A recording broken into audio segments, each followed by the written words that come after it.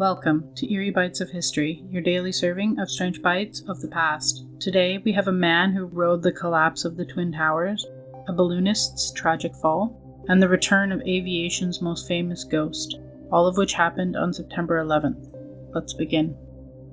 On September 11th, 2001, as chaos engulfed New York City, one man's story would stand out, both terrifying and miraculous. Pasquale Buzzelli, a 34-year-old structural engineer, was working on the 64th floor of the North Tower when the first plane struck. Along with 7 colleagues, he began the long descent of the stairwell. By the time he reached the 22nd floor, the unimaginable happened. The tower began to collapse beneath him. In an instant, the walls cracked apart, the stairwell disintegrated. Pasquale remembers being thrown into darkness, feeling himself falling with the roaring avalanche of steel and concrete. When the dust finally settled, he awoke laying on a slab of concrete, still alive, and surrounded by devastation. Against all odds, he had somehow ridden the collapse, cushioned by debris, and survived the fall that should have been impossible. Rescue teams found him hours later, dazed and battered, but alive. The media soon dubbed him the 9/11 surfer, as he had surfed the destruction itself. Doctors could scarcely believe his injuries were relatively minor compared to the scale of what had happened around him. Pasquale's survival has often been called miraculous. Some credit sheer luck, others point to strange physics of the collapse, but many believe it is a powerful reminder of the resilience of human spirit.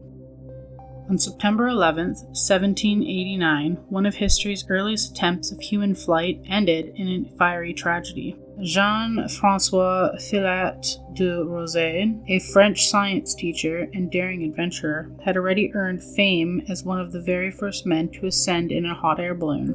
But on this day, his ambition would cost him his life. He believed he could cross a vast distance by combining hydrogen with hot air, a new type of experimental balloon. It was a bold, dangerous idea. Hydrogen, after all, was highly flammable. Undeterred, he launched his balloon into the sky. At first, the ascent seemed successful. The balloon rose gracefully, and hope soared with it. But only minutes into the flight, disaster struck. A spark, perhaps from the flame that heated the air chamber, ignited the hydrogen. The great balloon turned into a fireball above the crowd. Witnesses recalled hearing gasps of horror as he plummeted from the sky, crashing violently into the ground. He and his companion became the first recorded fatalities in history for aviation. The accident was a grim reminder of the dangers faced by early pioneers of flight. His fate showed that innovation always carries risk, yet without such daring experiments, mankind might have never conquered the skies. His death marked the first chapter in a long story of aviation.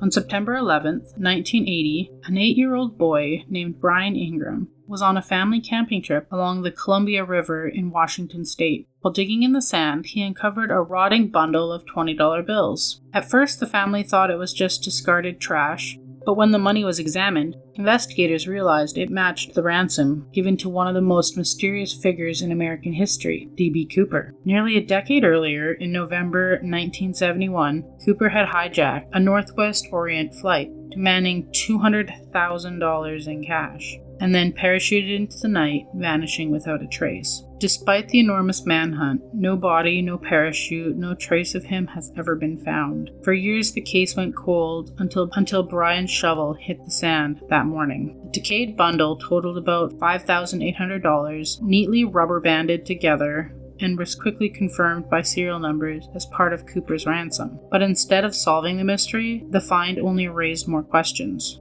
How did the money end up buried near the river? Did Cooper survive that jump and hide the cash? Or did he perish, the river carrying his fortune downstream? The discovery reignited public fascination, fueling endless speculation, conspiracy theories, and even treasure hunts. To this day, nobody knows how those bills came to rest on that riverbank, or what truly became of the man who vanished into the legend, an outlaw ghost haunting the skies of American history.